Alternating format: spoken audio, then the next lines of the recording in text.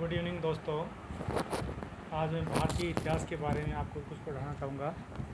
जैसे तो मैं मैथमेटिक्स, ज्योग्राफी, इतिहास, रीजनिंग और कंप्यूटर ये सारे सब्जेक्ट पढ़ता था और पिछले 20 साल से मैथमेटिक्स और इतिहास में लगातार पढ़ाता आ रहा हूँ। रीजनिंग दूसरा पार्ट आता है। तो सबसे पहले जानना ये ज़रूरी है कि जब आप इतिहास पढ़ते हैं तो उस कंडीशन में भारत की जो भौगोलिक स्थिति है उसके बारे में जानना सबसे पहले ज़रूरी होता है। देखो, भारतीय इतिहास को जानने के लिए यानी भारत का जो इतिहास है वो वर्तमान के भारत में ही सीमित नहीं है। यानी जो भारत की सीमाएं थी पहले वो कौन कौन सी किस देशों से लगती थी पहले मैं ये बताना चाहूँगा, क्योंकि जब तक आप इतिहास को जानो उससे पहले आपको ज्योग्राफी को थोड़ा जानना ज़रूरी है। तो आज मैं जो चर्चा करूँगा थोड़ी सी ज्योग्राफी की चर्चा करूँगा। देखो, इतिहास जानने से पहले हम भारत का थोड़ा सा नक्शा तैयार कर लेते हैं। इस तरह से मैं बनाऊँगा। थोड़ी बहुत देखो गलती हो सकती है, उसके लिए क्षमा कहता हूँ पहले ही।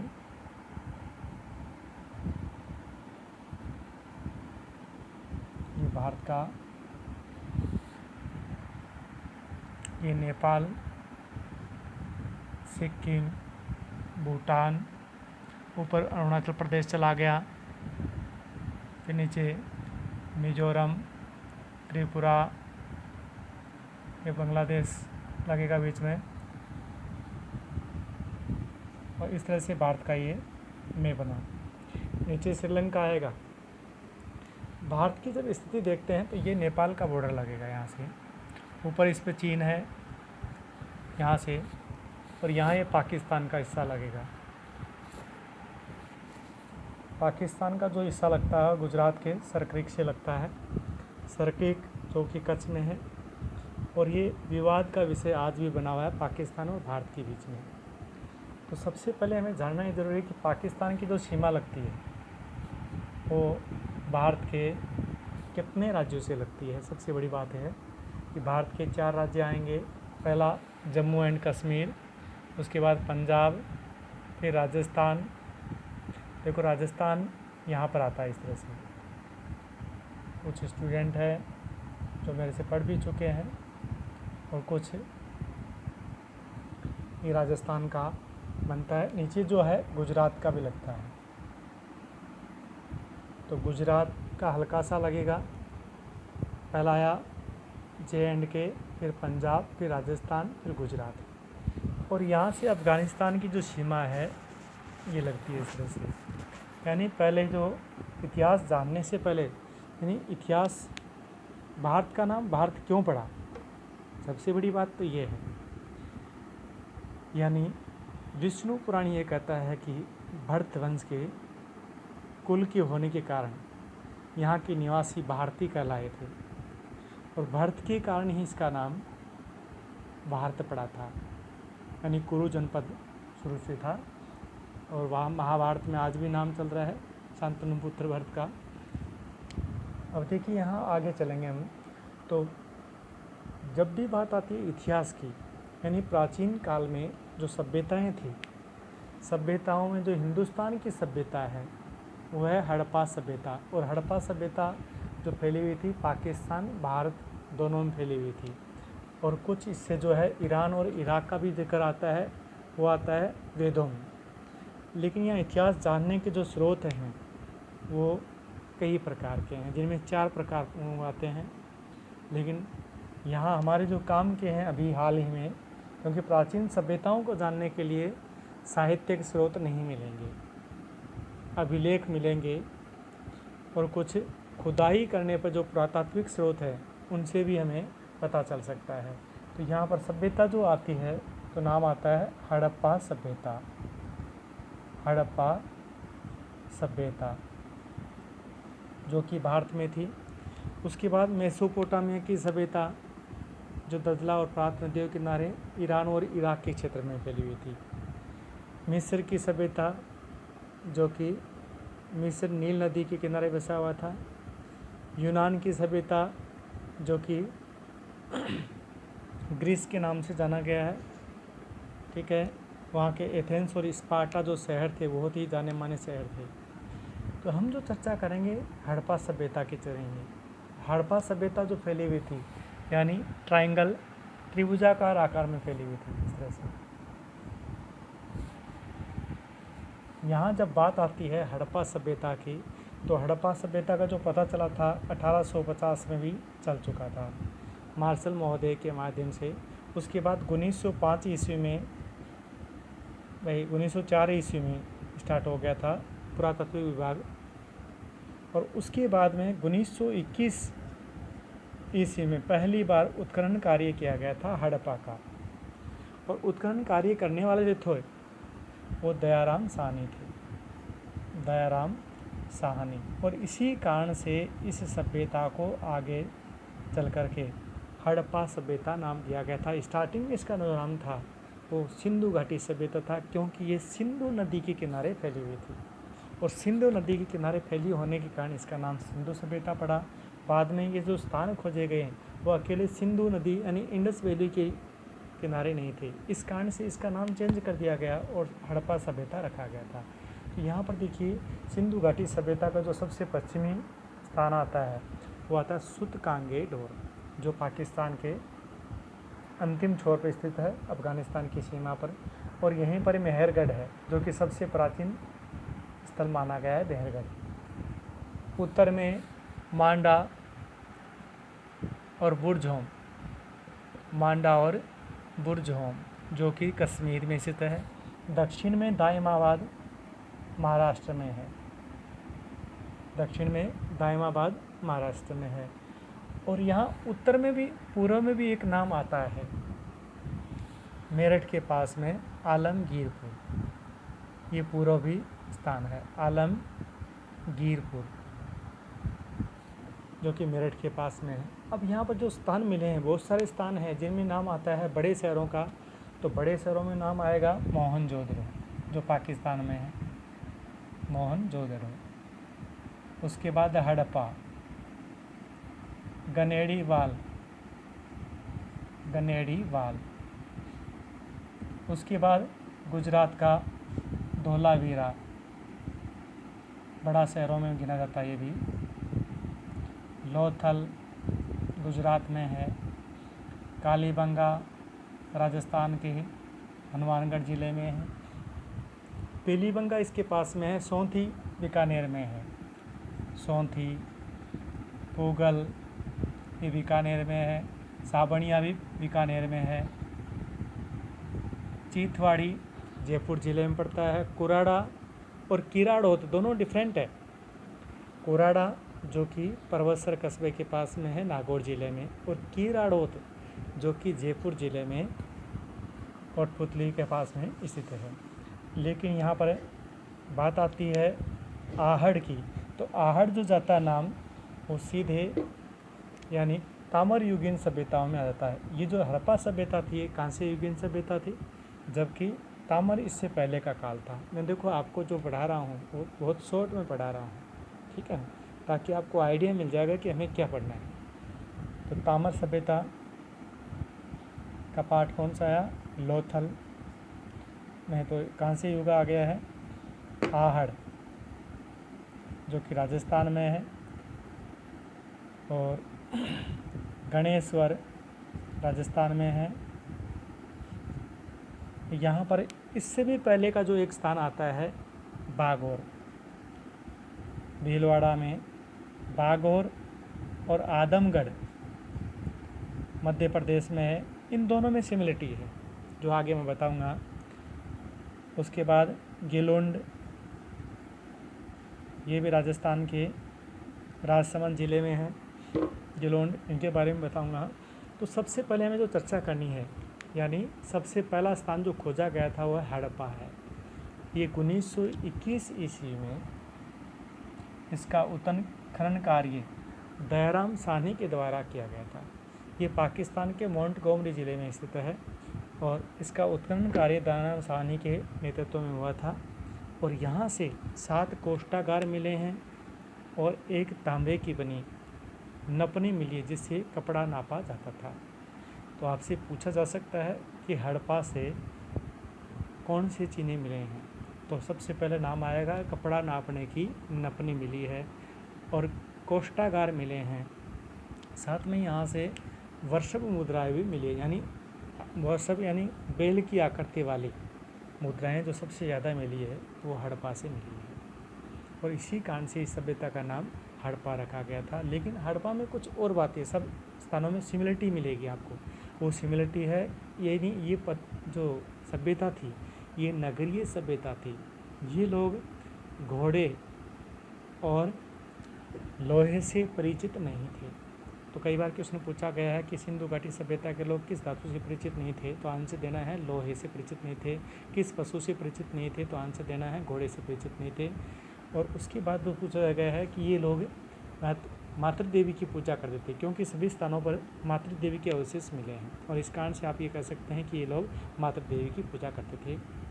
साथ साथ में ये लोग यानी जादू टोनों में विश्वास करते थे। यानी मोहनजोदड़ो, हड़प्पा, गनेड़ीवाल, धोलावीरा, लोथल, कालीबंगा सभी स्थानों से यानी तांबे के बने खोल मिले हैं जो कि आज भी ताबीज़ बनाने में काम में लेते हैं। इसी कारण से ये कह सकते हैं कि ये लोग भाई जादू टोनों में विश्वास करते थे। और पूरी की पूरी सभ्यता जाल पद्धति बसी हुई थी। जाल का मतलब है यानी प्रत्येक शहर है इस तरह से बसा हुआ था, यानी सड़कें एक दूसरे को 90 डिग्री पे काटती थी। सड़कों के किनारे नालियाँ बनी हुई थी, नालियों को बड़े बड़े पत्थरों से ढका गया था। तो आपसे पूछा जा सकता है कि नालियाँ जो है ड्रेनेज सिस्टम है वो किस प्रकार का था, तो आप दोगे ड्रेनेज सिस्टम यहाँ का उत्तम था। यानी जो हड़प्पा सभ्यता है यहाँ की जो सिंचाई परियोजना है वो नहीं मानी गई है ड्रेनेज में, यहाँ पर नाली व्यवस्था मानी गई है। यानी ड्रेनेज का मतलब नाली से है, न कि सिंचाई से। कई बार क्या होता है इंग्लिश का वर्ड आ जाता है लेकिन बच्चे कन्फ्यूजन में आ जाते हैं कि सिंचाई समझ बैठते हैं। सिंचाई नहीं थी वहाँ पर सिर्फ नाली व्यवस्था थी और नाली को ही ड्रेनेज सिस्टम कहा गया है। तो यहाँ पर हम सबसे पहले देखेंगे कि जो हड़प्पा स्थान है वो कहाँ पर था। ये यहाँ पर था, पाकिस्तान के मोंटगोमरी ज़िले में और रावी नदी के किनारे स्थित था। तो आपसे पूछा जा सकता है कि कौन सी नदी के किनारे था, रावी नदी के किनारे पर था। इसका उत्खनन कार्य कब किया गया, 1921 ईस्वी में किया गया था। किसके द्वारा किया गया, दयाराम साहनी के द्वारा किया गया था। कौन से ज़िले में पड़ता है, मोंटगोमरी ज़िले में पड़ता है, यानी आधुनिक पंजाब राज्य में पड़ता है। यानी भारत का पंजाब नहीं है, पाकिस्तान का पंजाब है जिसकी राजधानी लाहौर है और लाहौर के पास में स्थित है। इस प्रकार से एक क्वेश्चन और बन सकता है यहाँ पर कि हड़प्पा से कोष्ठागार जो मिले हैं अनाज रखने के, ये कौन सी नदी के किनारे बने हैं, तो आपको आंसर देना है रावी नदी के किनारे बने हैं। अब ये तो बात थी हड़प्पा की। दूसरा स्थान आता है मोहनजोदड़ो। मोहनजोदड़ो का शाब्दिक अर्थ है मृतकों का टीला, मुर्दों का टीला या मुर्दों का घर। और इसका उत्खनन कार्य 1922 ईस्वी में किया गया था। इसका उत्खनन करने का कार्य राखलदास बनर्जी ने किया था और राखलदास बनर्जी आर.डी. बनर्जी ने किया था। और यहाँ से बहुत सारी चीज़ें मिली हैं, लेकिन मोहनजोदड़ो की जब बात आती है तो कपड़े बनाने के जो चरखे हैं उनके अवशेष यहाँ से मिले हैं, सांचे बने हैं और साथ साथ में यहाँ से कांसे की बनी हुई मूर्ति मिली है, कांसे की बनी नर्तकी की मूर्ति मिली। तो आपसे पूछा जा सकता है कांसे की बनी नर्तकी की मूर्ति कहाँ से मिली है, तो आप आंसर दोगे मोहनजोदड़ो से मिली है। और इस मूर्ति की खास बात यह है कि इसका दाहिना हाथ कमर पे रखा हुआ है और बायां हाथ नीचे की ओर लटका हुआ है और बायां हाथ पूरा चूड़ियों से भरा हुआ है और गले में एक कंठी बंदी लगी हुई है और नग्न अवस्था में जिसको दिखाया गया है, यानी डांसिंग अवस्था में इसको दर्शाया गया है। तो आपसे पूछा जा सकता है कि कांसे की धातु शिल्प की उच्चतम प्रदर्शनी कहाँ से मिली है, यानी मूर्ति का नाम नहीं लेंगे, प्रदर्शनी दे देंगे। तो उस समय आपको आंसर देना है कि कांसे की मूर्ति जो मिली है वो मोहनजोदड़ो से मिली है। उसके बाद क्वेश्चन में पूछा सकता है कि मोहनजोदड़ो आधुनिक पाकिस्तान के कौन से ज़िले में स्थित है, तो आप आंसर दोगे पाकिस्तान के लरकाना ज़िले में स्थित है। और लरकाना ज़िले का संबंध एक पाकिस्तान की प्रधानमंत्री से भी है जो कि महिला प्रधानमंत्री थी, जिसको डॉटर ऑफ ईस्ट भी कहा गया था, यानी बेनजीर भुट्टो। तो आपसे पूछा जा सकता है कि बेनजीर भुट्टो कहाँ की निवासी है, वो तो आप सब जानते हैं पाकिस्तान की थी, लेकिन द डॉटर ऑफ ईस्ट उन्होंने एक बुक लिखी थी और उसी के नाम से वो फेमस हुई थी और उसके बाद में आगे चल करके वो वहाँ की प्रधानमंत्री भी बनी थी। और लरकाना ज़िले में से स्थित है मोहनजोदड़ो। मोहनजोदड़ो से एक तांबे का बर्तन मिला है जिसमें कपड़े मिला है लाल रंग का, तो इससे पता चलता है कि वो लोग सूती वस्त्र बुनना जानते थे। मोहनजोदड़ो की जब बात आती है तो यहाँ से सेलखड़ी की बली बहुत सारी मुद्राएं मिली हैं और उन मुद्राओं पे मोहरों पे अलग अलग चिन्ह मिले हैं, जिनमें से एक मोहर ऐसी मिली है जिनमें एक महिला के गर्भ से पौधा निकलता हुआ दिखाया गया है। इसका मतलब ये हुआ कि वो लोग वंश परंपरा पे विश्वास करते थे। तो आगे भी आपसे पूछा जा सकता है, ये और जहाँ से एक दूसरी मोहर मिली है जिस पर एक महिला के पीछे दो व्यक्ति खड़े हैं जो धारदार हथियार लेके खड़े हैं, इसका मतलब ये है कि वो बलि भी देते थे, यानी बलि प्रथा यहाँ पर प्रचलित थी मोहनजोदड़ो में।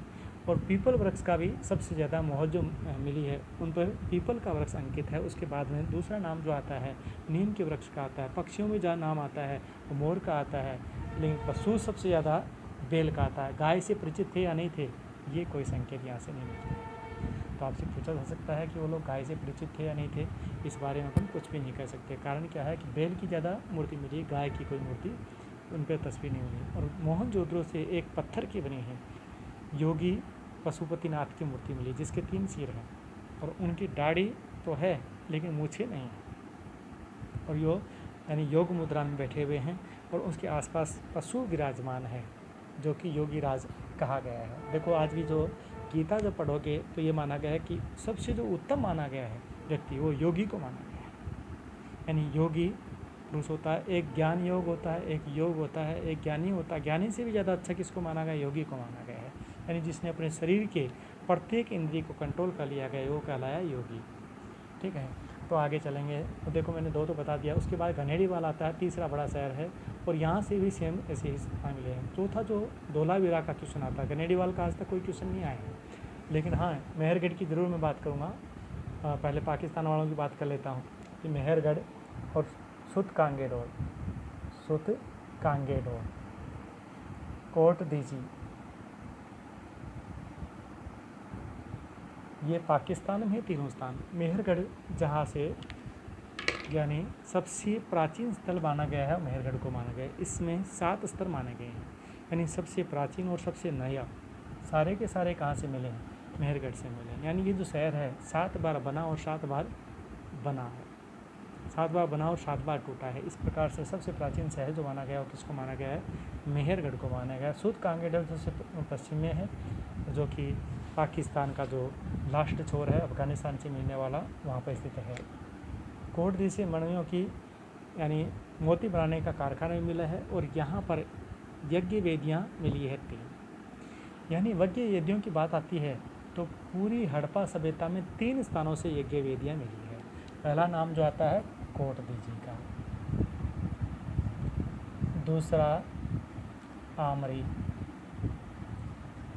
और तीसरा कालीबंगा। ये 3 स्थान ऐसे याद करना, इनको ध्यान रखना है कि जहाँ से अग्नि वेदियाँ मिली हैं, यानी यज्ञ करने के जो हवन कुंड मिले हैं वो कहाँ कहाँ से मिले हैं, कोटदी, आमरी और कालीबंगा से मिले हैं। सबसे ज़्यादा कालीबंगा से 7 मिले हैं, जो कि आगे चल करके बता दूंगा मैं। लेकिन हम जो चर्चा कर रहे थे मेहरगढ़ की, उसके बाद सुतकांगेडोर है पाकिस्तान में, कोटदी पाकिस्तान में है। अब हमें थोड़ा सा ध्यान देना है धोलावीरा पर। यहाँ पर थोड़ा डिटेल क्वेश्चन पूछा जा सकता है क्योंकि इसका संबंध गुजरात से है। और धोलावीरा एकमात्र शहर ऐसा है जो 3 गोल दीवारों से घिरा हुआ था, यानी पूरा जो शहर है 3 बड़ी बड़ी प्राचीरों से घिरा हुआ था और बीच में शहर था। इसका मतलब ये है कि कोई बाहरी आक्रमणकारी आएगा तो उससे इसकी सेफ्टी थी। और शहर के बीचों बीच पहाड़ के ऊपर एक पानी का टैंक बना हुआ था और उस टैंक से पूरे शहर को पानी की सप्लाई की जाती थी। इसका मतलब ये हुआ कि पानी की सप्लाई यहाँ पर बहुत ही अच्छी मानी जाती थी धोलावीरा की, जो कि गुजरात में सौराष्ट्र प्रांत में स्थित है। और उसके बाद में लोथल का अर्थ भी वैसा ही है जैसे मोहनजोदड़ो का था, यानी मर्तकों का टीला, मर्तकों का घर। और यहाँ से गोदीबाड़ा मिला है। तो आपसे पूछा जा सकता है कि लोथल कौन सी नदी के किनारे स्थित था, भोगवा नदी के किनारे स्थित था। यहाँ से गोदीबाड़ा मिला है। और ये गोदीबाड़ा जो है, देखो थोड़ा बताता हूँ आपको, बंदरगाह मिला है, डॉकयार्ड मिला है और इसके उत्तरी दीवार में यानी 12 मीटर चौड़ा रास्ता बना हुआ है। इससे जहाज़ एंटर होते थे और उसके बाद यहाँ रुकते थे और 4 गोल बड़े बड़े पत्थर मिले यहाँ पर, और उन पत्थरों के बीचों बीच छेद है, यानी इन पत्थरों से जहाज़ों को बांधा जाता था। और पूर्वी दीवार पर एक चबूतरा बना हुआ था जिस पर सामान उतारा और लादा जाता था। यानी कोई भी जहाज़ आता था तो सामान जो उतारते थे और लादते थे, वो कहाँ पर लाते थे? पूर्वी दीवार के पास से लाते थे। यानी इस प्रकार लोथल जो है बंदरगाह था, और यहाँ से मेसोपोटामिया, मिस्र और सुमेरिया की सभ्यता की मोहरें मिली। तो आपसे पूछा जा सकता है कि सुमेरिया, मेसोपोटामिया की मोहरें कहाँ से मिली है? तो आप आंसर दोगे लोथल से मिली है। और लोथल से चावल के दाने भी मिले हैं, और यहाँ से एक मोहर ऐसी मिली है जिस पर नाग की आकृति बनी हुई है। उससे पता ये चलता है कि वो लोग नाग की पूजा करते थे। तो आपसे ही पूछा जा सकता है कि नाग मुद्राएं कहाँ से मिली है? तो आंसर दोगे लोथल से। चावल के दाने कहाँ से मिले हैं? लोथल से। लोथल कहाँ स्थित है? गुजरात में। कौन सी नदी किनारे? भोगवा नदी के किनारे। डॉकयार्ड कहाँ से मिला है? गुजरात से। और यहाँ से यानी बीड्स बनाने का कारखाना मिला है। बीड्स का मतलब मोती, पर्ल, मोती बनाने के जो कारखाने हैं वो कहाँ से मिले हैं? लोथल से मिले हैं। और विदेशी व्यापार होता था, इसकी सबूत भी कहाँ से मिले हैं? लोथल से मिले। तो आपसे पूछा जा सकता है दोस्तों कि लोथल कहाँ स्थित है? गुजरात में। तो आज मैंने आपको इतने बताए हैं, और कल मैं ज़्यादा बताऊंगा। आज थोड़ा सा विराम लूँगा, और उसके बाद जो बच गए हैं वो कल मैं इसी टाइम पे मिलूँगा आपसे। Thank you.